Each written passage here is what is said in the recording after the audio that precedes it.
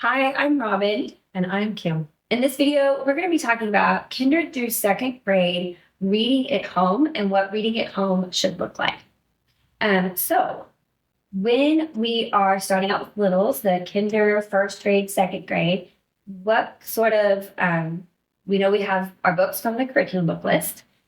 What should reading practice look like at home when we're sitting down as moms with our kids? Are they just supposed to open it and completely reading? Do we help them with the words? What's the advice for that? So that's going to look different at different points throughout the reading development and from child to child. If you have more than one student, they will not learn to read at the same rate. Right. No two kids are the same. No two kids are the same. If you've got more than one kid, you know that already. Yeah. So we do have specific readers that your teachers will be assigning. In kindergarten, they won't start that until after Christmas. So they will be focused solely. So if I'm a kinder mom, I don't have to worry about this yet. That's right. You can just put your feet up a little bit longer.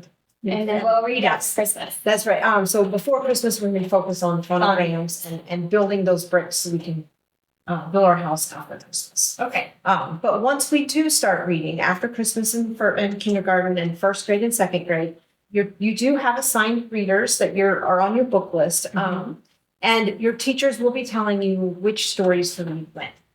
And that can be it can be a wide range of reactions from your student when you say it's time to read. So you may have a student who loves reading and will sit down and open it up and just start. They can't wait to read the story. They cannot wait, and this is right on their reading level, and they are ready to go. You may have those students that they come in to whichever grade level reading well above these readers. Okay. And then you may have those that struggle to read. So if my student, let's go that they're above these reading levels and they're doing well, does that mean as a co-teacher I can skip it? Or should we still do the reading and just offer other alternatives? So you should still do the reading because these are formatted and chosen because of their phonograms and because of the skills that we are teaching them. It's being built in class. Yes. And if you've got one of those students that just takes off and is reading chapter books in first grade. Magic Tree House. That's wonderful. But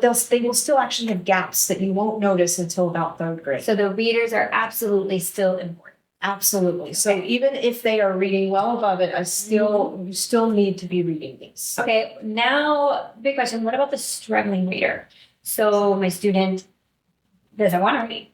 Yes. And it's upset. Yeah, but there's two kinds of struggling readers. There's those that struggle to read it and want to read it, and there's those who struggle to read it and do not want to engage with it because it is overwhelming.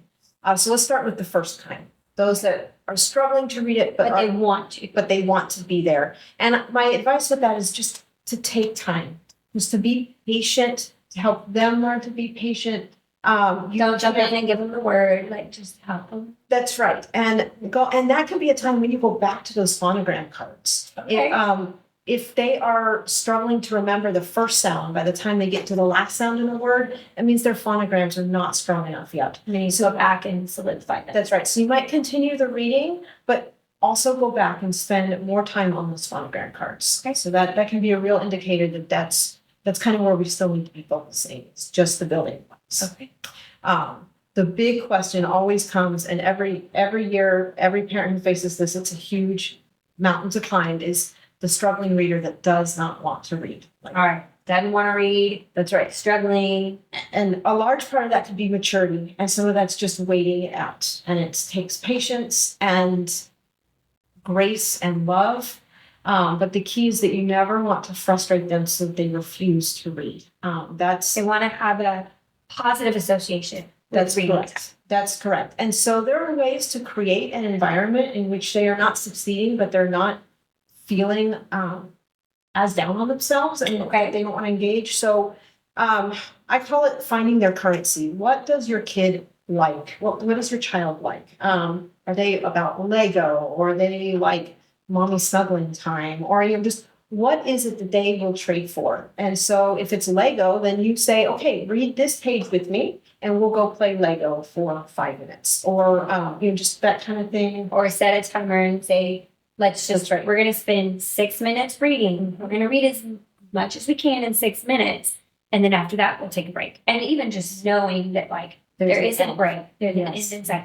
Yes. Can And how long that timer should be is kind of a gut call as you, as a co-teacher. as the mom and Yes, you'll know is how long can your student sit? Is it 3 minutes to start with? we need healthy struggle. Right. That's right. It's healthy struggle, but not to the point where my student would be shutting down, feeling discouraged, or even leaning towards negative self-talk. Like that's absolutely, we never want a student or child to be there. Right. Absolutely. We want to be challenging them, but not preventing them. Right. Like, so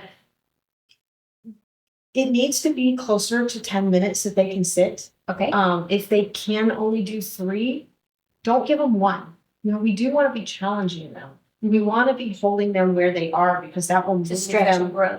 Yes, to stretch and grow. Okay. So, you know, kind of give them a set that they know the end is in sight. It's not this whole story and it's 3 pages long, Okay. but it's 5 minutes, however far I get in 7 minutes. Because if they're a slow and struggling reader, that might only be a few sentences. Exactly. And another thing is to create an environment that's welcoming, but that they only get to do when they're reading. Special reading time. That's right. You might set up a big pillow fort in the corner of your room, or, you know, in mommy's room, and there's a special chair that we get to sit in, or, you know, just this special place that they're comfortable and they are able to just focus on their reading. There's no distractions, and it's a reward that they get to be there while they're reading. And also too, not everything on a home day has to take place during like your 8 to 3 school hours. So this Right. might be if they enjoy reading with dad, wait for dad to come home and do reading with dad after dinner. That's reading at bedtime. I mean, it Yes. can look different depending on what's going to motivate the struggling reader and also just help that reader feel comfortable and more confident and willing to try. Absolutely. For my son, it was reading with his grandfather.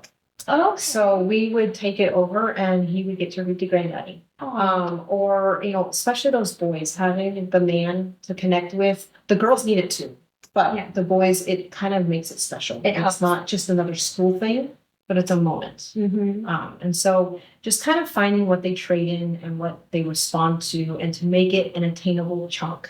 Yeah. Is how to overcome that, and knowing that as they get more confident, it's going to come, that they won't go to college needing a special chair, right? Yeah. Like they will get it there. Okay. Well, if moms or co-teachers have more questions about reading at home with their kinder through 2nd graders, where can they go? Their teacher is a great resource. They've helped many students learn to read over the years, and Probably seen it all, right? they've seen every kind All of reader kind of there readers. is. Yes. Okay. So if you have any questions, be sure to ask your teacher. And in the meantime, happy reading with your students. Thanks for watching.